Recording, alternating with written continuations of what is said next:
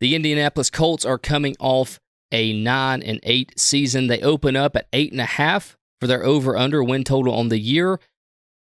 Anthony Richardson is coming back. We hope that he plays the full season. He was really coming into his own throughout, the first 4 to 6 games he played, however many it was before he went out.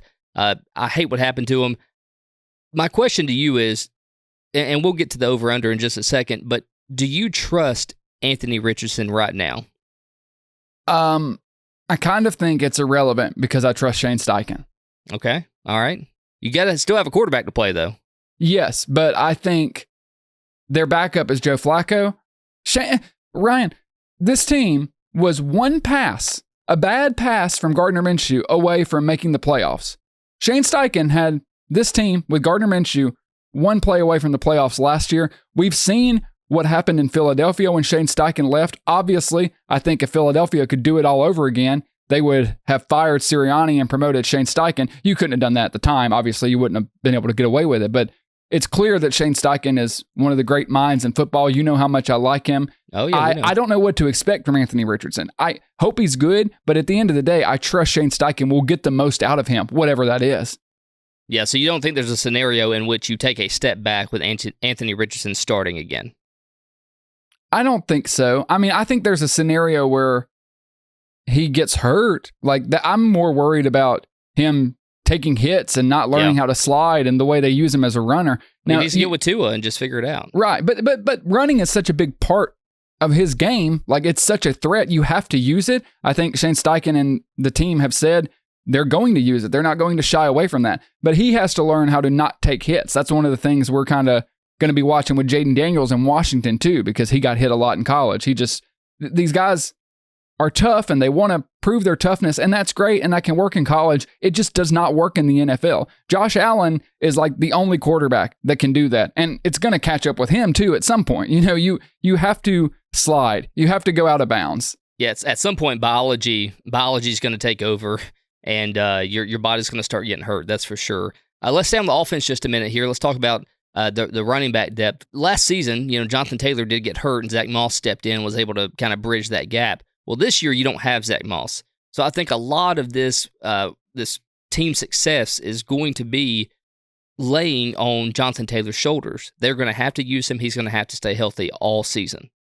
Yeah, you've got a lot right on him. I think the backup, you're probably looking at Trey Sermon, but he's been dealing with some injuries recently too. So I'm worried about that for sure. I'm worried about Jonathan Taylor staying healthy, but if he's healthy, I think they will get good production out of him. I think Shane Steichen knows how to have a balanced offense, though. So it's not going to be like a lot of teams you see where they have to Jonathan Taylor save us or Anthony Richardson save us. I think it's going to be a very balanced, smart, creative offense. Shane Steichen takes as much pressure as he can off of his players. He sets it up with the scheme, and all they have to do is execute that. And if they do that, they will be successful because he knows what he's doing. He knows how to draw it up. So I don't think Jonathan Taylor is going to have to carry the weight of the Colts that he had to 2 or 3 years ago. The defensive side of the ball is obviously, I think, going to get a little bit better. Some of their biggest moves this offseason was just re-signing their own players, really. Yeah, right. Because they kept defensive tackle DeForest Buckner, Grover Stewart, but then they signed Raekwon Davis, which is going to be a really nice addition to this defense, as well as in the draft, they got Latu. Yep. And I'm telling you what, man, this defense, I think, is going to take another step up. It's sneaky good. Right? It's one of those ones I was looking at today, prepping for the show, and I'm like, whoa. Right. Same here. Where did this come from? DeForest Buckner, Raekwon Davis, Latu?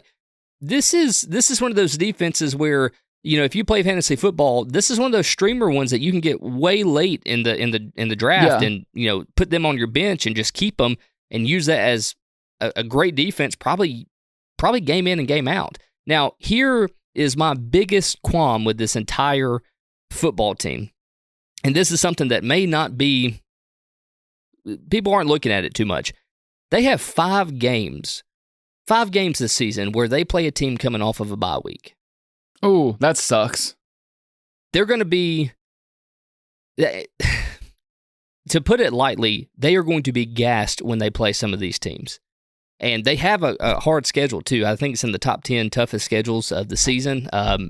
I don't know that this is going to affect the offense too much, but I'm worried about this defense. As good as we, just talking it up to be, I don't know how it's going to act coming off of other teams coming off bye weeks and they're having to face these fresh legs and arms and receivers, and I don't know. It may not be anything. I may be reading into it too much, but it's just something to watch out for. Yeah, they do have a tough schedule, but they went 9-8 last year, and just scrolling through the schedule, I think they can at least match that. I think they are going to be the team competing with the Texans for the division, because I genuinely believe in Shane Steichen that much, and I think even if Anthony Richardson is a disappointment, or even if he, God forbid, gets hurt or something, Joe Flacco will be able to be managed by Shane Steichen. Obviously, you're not going to go win playoff games with Joe Flacco. If they want to be a real playoff threat, they're going to need Anthony Richardson. But at the end of the day, I hate to just be a one-take pony, but that's it for me. It all comes down to Shane Steichen. And I'm going to trust in him, so I'm going to take the over. I think they win 9 to 10 games, and I think they're right there with the Texans. Yeah, I'm going to throw out a bet to you. If the Colts win the Super Bowl this year, I want you to get a Shane Steichen tattoo. I would do that. I know that. You would. I know you would. If that happens, I'm just saying, that would be great. We need to do it live on the show on the YouTube channel. Let me give you my prediction, because that's what this whole show is about, right? Yeah, it's kind of the bit. 8.5. That's actually, it's right on the money to me. They went 9-8 last season. I could see them easily doing that again.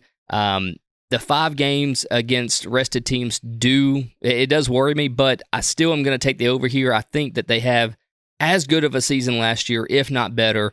As good of a season puts them at 9 wins. I'm going to take the over here. I hope the best for the Colts. I do like Shane Steichen as well, but it's really going to come down to 2 pieces here. It's going to be Anthony Richardson. It's going to be Jonathan Taylor. We're going to see how those 2 handle this offense going forward this season.